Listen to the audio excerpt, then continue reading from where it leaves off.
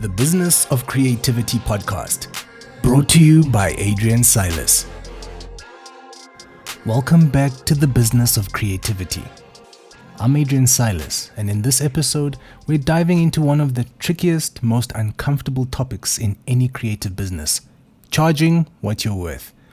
And doing it without feeling like you're being greedy, unrealistic, or worse, like you're about to lose the client by quoting something too high. If you've ever felt that pit in your stomach before sending a quote, or found yourself negotiating with yourself before the client even responds, this episode is for you. Let me take you back. There was a time I was charging $150 for a voiceover.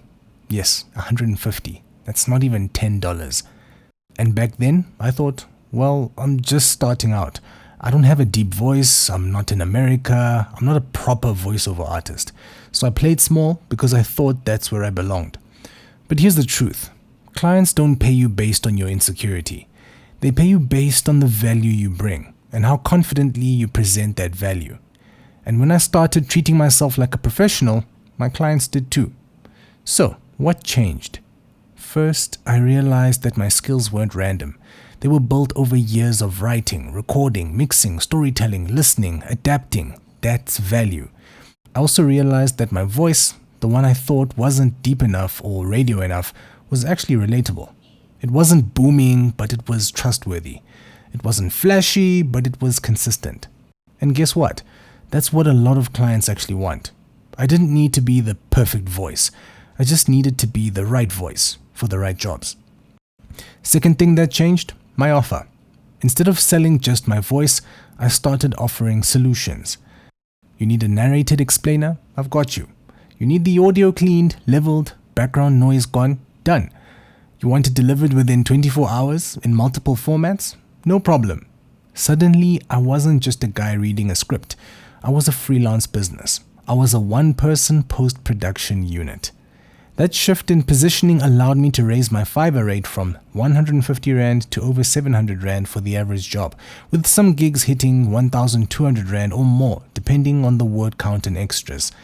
Third, and this was a big one, I created options. Pricing doesn't always mean one number. I started creating based on packages, short scripts, add-ons, script timing, background music, extra revisions, and priority delivery options. This gave clients choice, and it gave me leverage, because now a single job that was 700 Rand could easily turn into one that's 2,000 Rand or even more, just through simple, honest upselling. And I could do this without ever feeling salesy, because the value was real. The delivery was consistent, and the reviews backed it up. Now look, I won't pretend like I never feel awkward. There are still moments where I wonder, should I offer a discount? Should I lower my price just to lock in this client? But I always come back to this. Discounting your value is not a sustainable business strategy. You're not just doing this for a month. You're doing this to build something. And building anything worthwhile takes time, clarity, and yes, the courage to say, this is what I charge, and here's what you get for it. I also learned that not every client is my client.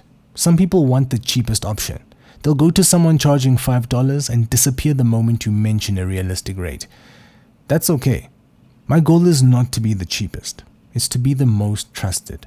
The one who delivers every time, who communicates clearly, who saves clients time and stress. That's worth paying for. So, if you're stuck right now, pricing too low or feeling unsure, here's what I'd say. Number one, audit your offer. Are you just sending your voice, or are you delivering a package? Number two, level up your process. Add systems, use templates, create consistent delivery experiences. That allows you to justify better rates. 3, reframe the value. Don't price your work based on effort. Price it based on the problem you're solving. Number 4, track your numbers. I do this with every order. Earnings, word count, time spent. That's how you spot trends and optimize your pricing long term. Today, I make a consistent monthly income through voiceover alone. Some months spike to 20,000 plus, 30,000 plus, sometimes even more. Others hold steady at, 15 or so thousand. All of it through a system I built, I've tested, and I've refined over multiple years. I don't have an agent. I don't have an expensive studio. It's just discipline, reps, and confidence. And if I could leave you with one thought, it's this. You don't need to have the perfect voice. You just need to know your worth, deliver real value, and build your lane, brick by brick. If you found this episode helpful, share it with someone who's been doubting themselves lately.